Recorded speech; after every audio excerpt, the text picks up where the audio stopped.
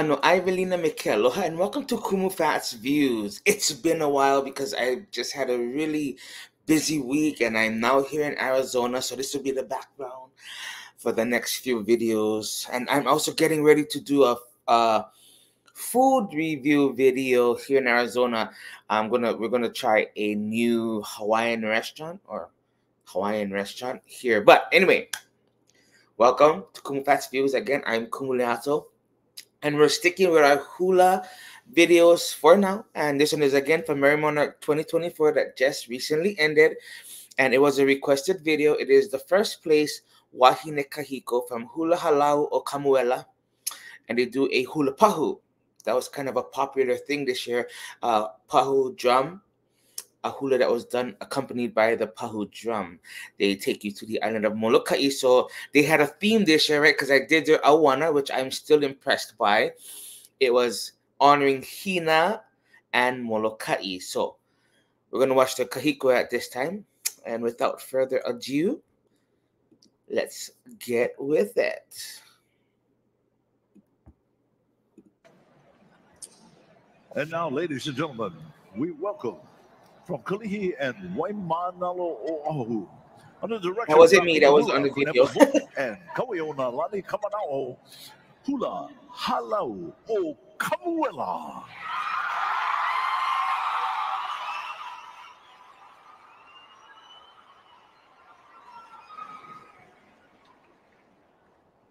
It's a nice striking yellow.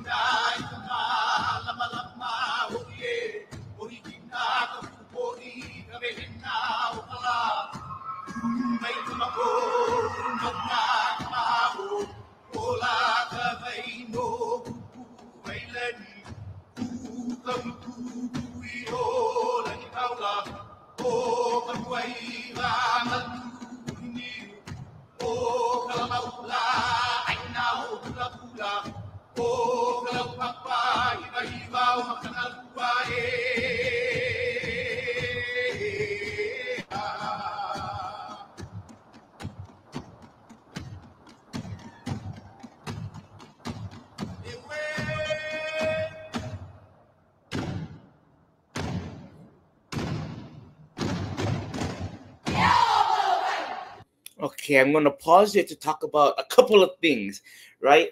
As I watched this the first time, I was thinking, that is an interesting choice of costuming and colors. And then I realized that the costuming, this is my thoughts, okay? I'm not privy to the fact sheets, and I'm not privy to what's in Kumu Kauʻi and Uncle Kunewa's mind. When I see this, I picture and envision the sun as the yellow, the green as the kinolau, or the greenery of the land, and that rust. Is it rust or is it like a maroon or reddish? But if I'm seeing rust color or brown color, it represents earth. If I'm seeing a red color, it represents what's going on beneath the earth, the Hula Halau going on beneath the earth, right? Like the volcanic things happening underneath that magma that creates the change of the earth, right?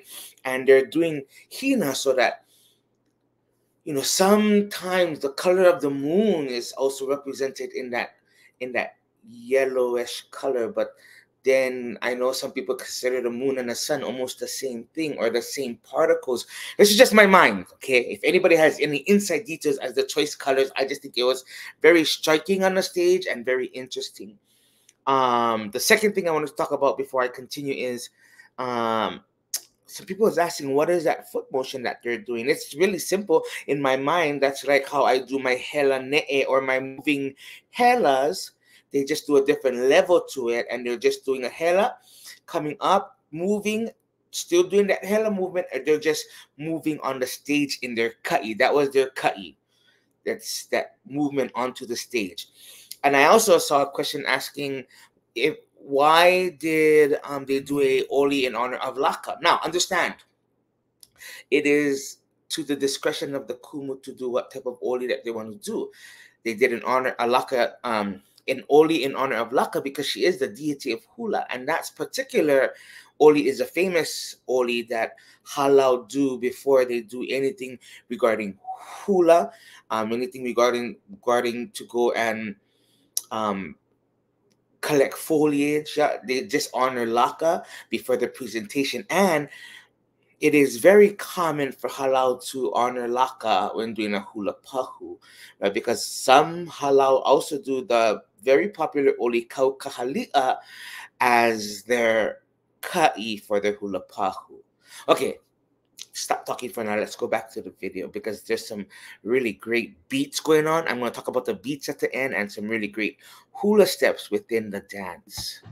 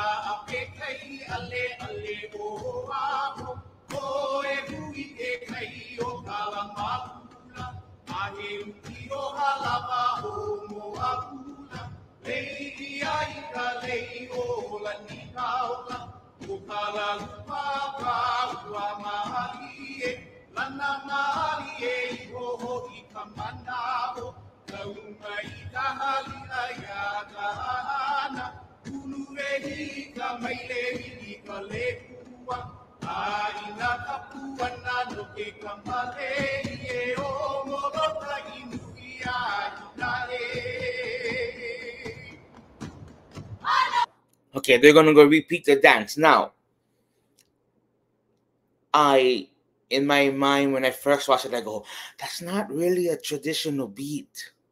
And then I also saw some comments saying, is this a hula beat? It's a hula beat. The bass beat is that u-te-te-te, u-te-tu, u-te-te-te, u-te-u, right? There's just an extra tum tum, tum tum, tum tum in there to give that like boom boom, boom boom, right? That extra beat in there. So that's a hula pahu beat. Some people may look at it as not, but I still hear the bass foundation. Dun dun dun dun dun dun dun dun dun dun dun dun dun dun. They just doing it in their own way. I like that. I like that. Now, this is not a mele makava kahiko. This is not an old mele. It was a present mele, a written mele in present day society that was written by Manu Boyd that talks about Hina and Moloka'i and that relationship, right? And then that beautiful story of Hina and Nu'umea.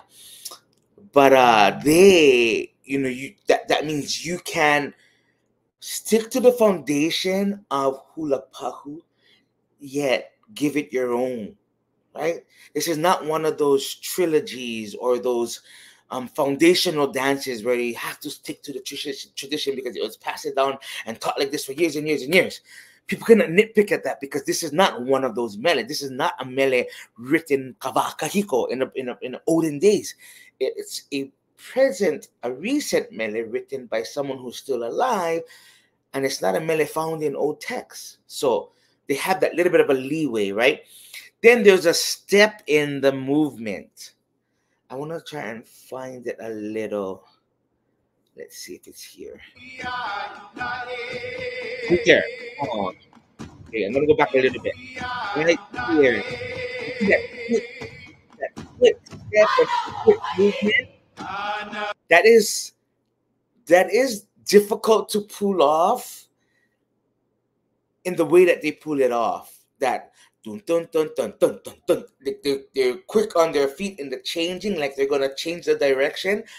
I think that was very fabulous to see done on this stage. Okay, let's finish it up. They're gonna repeat the whole thing again and then take us off the stage.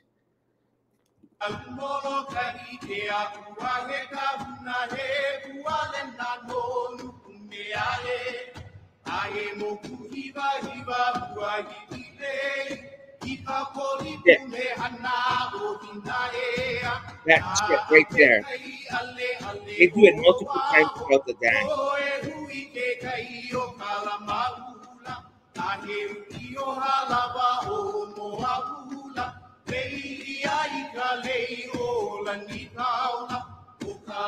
And there's that dancing history again.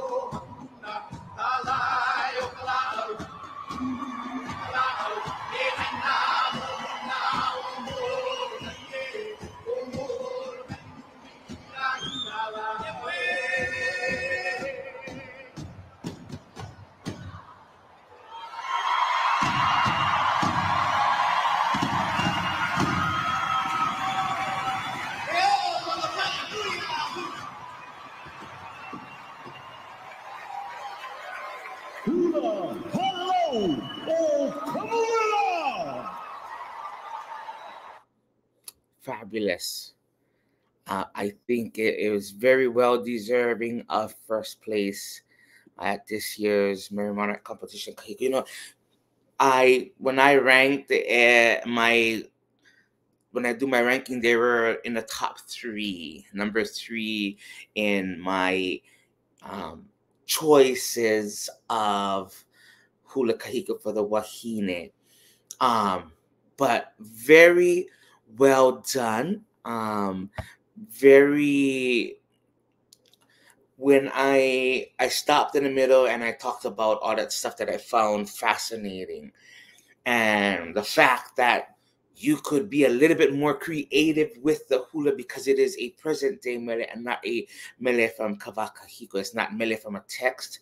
It was written recently. I think it was a brilliant use of that was basic hula steps. And then that little change up in between the verses or towards the end of the verses, and then the movement to it. fabulous. It was a great job. The precision of the dancers, their timing, their movement, the beat of the pahu and the lapaiki and the chanting and all the kahea. I think it was a great presentation. I think it was worthy of its first place win. And you know, the one thing I pointed out when I restarted was every hula pahu I seen this year, and even in some of the regular hula kahiko, the olapas, there's some fancy,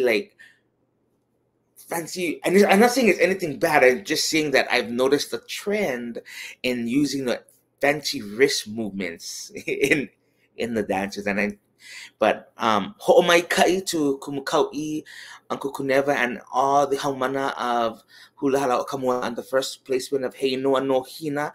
I really, really enjoyed it, as I always enjoy the Kamuela. I think I saw Kalani Pea call them the Kamuela Army. Did I get that right? Because it's Mamo Nation and Kamuela Army.